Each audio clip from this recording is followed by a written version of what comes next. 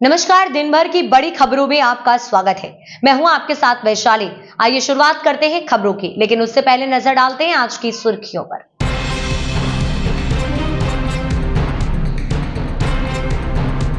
छत्तीसगढ़ में शुक्रवार को सुरक्षा बलों और नक्सलियों के बीच हुई मुठभेड़ के बाद से मध्य प्रदेश में भी हाई अलर्ट जारी किया गया है।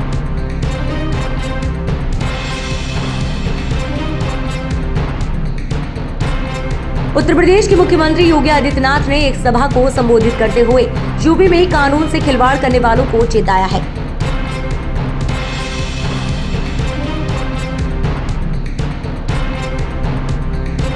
उत्तर प्रदेश में बहुत जल्द ही बिजली की नई दरें घोषित होने वाली हैं।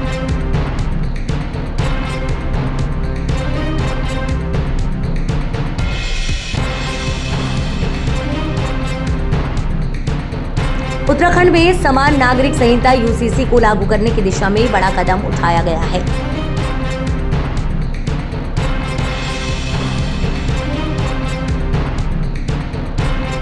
दिल्ली दंगा 2020 के आरोपी उमर खालिद, शर्जील इमाम और गुलफशा फातिमा की जमानत पर दिल्ली हाईकोर्ट में सुनवाई चल गई है।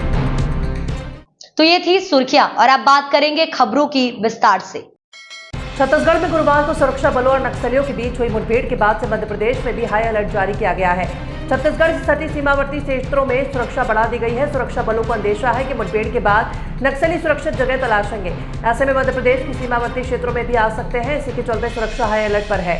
हाई फोर्स और पुलिस की कार्रवाई के बाद भी छत्तीसगढ़ के नक्सलियों का एमपी सुरक्षित ठिकाना बना हुआ है। उत्तर प्रदेश के मुख्यमंत्री योगी आदित्यनाथ ने एक सभा को संबोधित करते हुए यूपी में कानून से खिलवाड़ करने वालों को चेताया।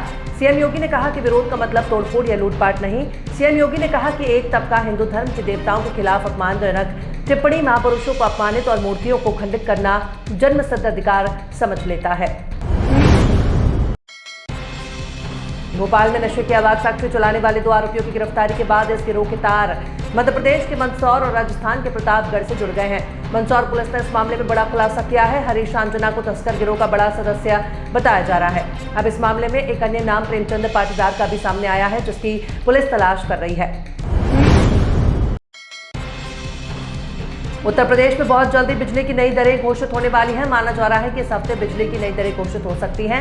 हालांकि बिजली महंगी होने के आसार इस बार कम दिखाई पड़ते हैं। उपभोक्ता परिषद में बिजली दरों को और कम करने की मांग उठाई गई है। हालांकि प्रदेश में बिजली के दाम घटेंगे या फिर बढ़ेंगे ये स्पष्ट नहीं है, लेकिन माना जा रहा है कि इस बार लोगों को बढ़े हुए बिजली के बिलों से राहत जरूर मिलने वाली है।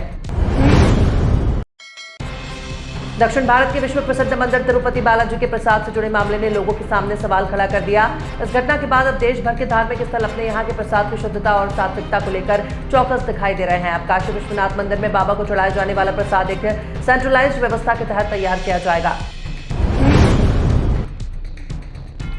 उत्तराखंड में समान नागरिक संहिता को लागू करने की दिशा में बड़ा कदम उठाया गया। राज्य सरकार द्वारा गठित यूसीसी कमेटी ने अपनी अंतिम रिपोर्ट तैयार कर ली है और जल्दी इसे सरकार को सौंपा जाएगा। ये रिपोर्ट उत्तराखंड में यूनिफॉर्म सिविल कोड लागू करने के लिए तैयार की गई सिफारिशों का मसौदा है, जिसमें विवाह, तलाक, उत्तराधिकार और गोद लेने जैसे व्यक्तिगत कानूनों को समान रूप से लागू करने के प्रावधान शामिल है। दिल्ली दंगा 2020 के आरोपी उमर खालिद, शर्जील इमाम और गुलफशा फातिमा की जमानत पर दिल्ली हाईकोर्ट में सुनवाई चल गई है। इसकी वजह जस्टिस नवीन चावला की अध्यक्षता वाली बेंच का आज नहीं बैठना बताया गया है। अब इस केस की अगली सुनवाई 25 नवंबर को होगी। साल 2020 के दिल्ली दंगे में 53 लोग मारे गए थे, जबकि 700 से ज्यादा लोग घायल हुए थे।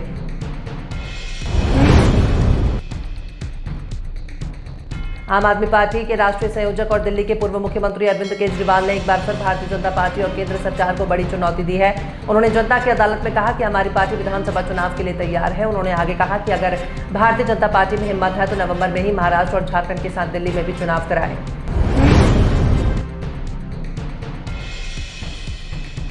इस साल फेस्टिव सीजन के बावजूद रियल एस्टेट डेवलपर्स ऑफर्स और डिस्काउंट का गेम नहीं खेल रहे हैं। हर साल नवरात्रि से लेकर दीपावली तक मार्केट में इतने तरह के ऑफर रहते थे कि लोग चकरा जाते थे, मगर आखिर क्या करें। इस साल मार्केट में बड़े ऑफर नहीं दिखाई दे रहे हैं। विशेषज्ञों का मानना है कि पिछले कुछ महीनों में हुई जबरदस्त सेल के चलते अब डेवलपर्स को ज्यादा मकान मौजूद नहीं है।